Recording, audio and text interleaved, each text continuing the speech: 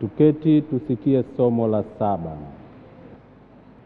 Somo la kitabu cha nabii Ezekieli, sura ya 36 aya ya 16 hadi ya 28.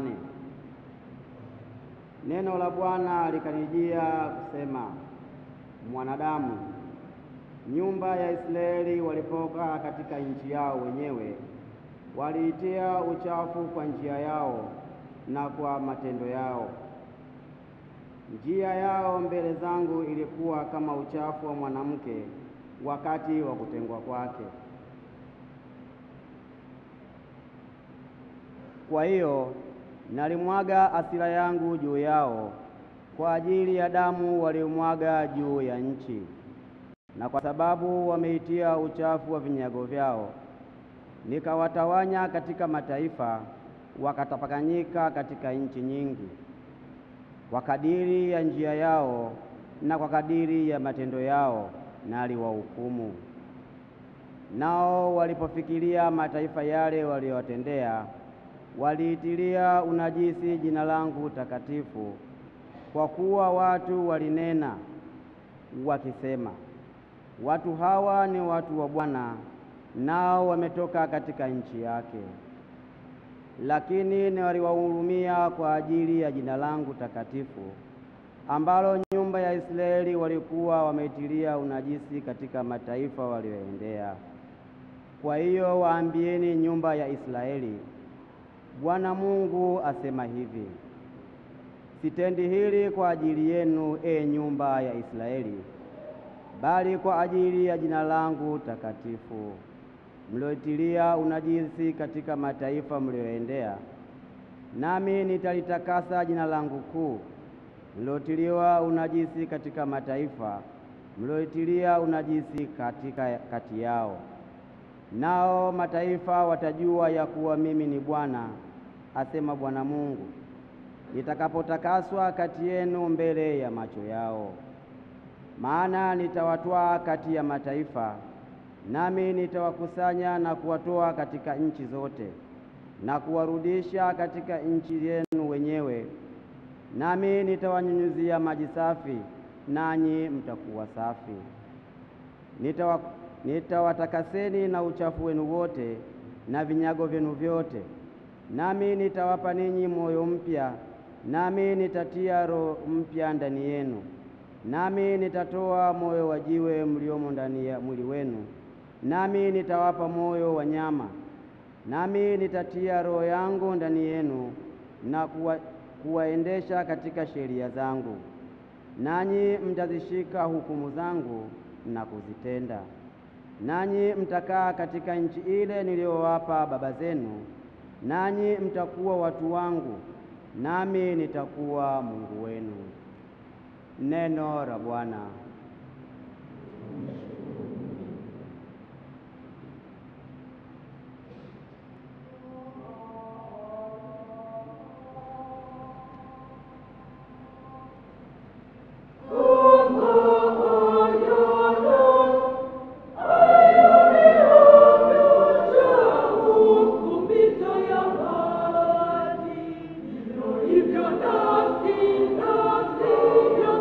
Itakuone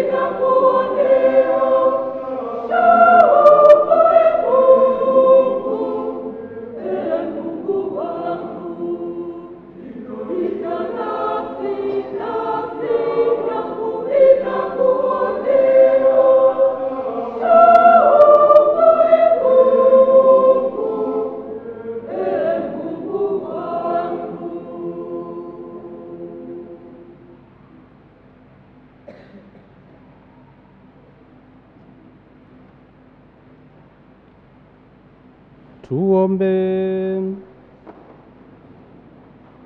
E Mungu, kwa maandiko ya Agano la Kale na ya Agano Jipya, unatufundisha tuadhimishe fumbo la Pasaka.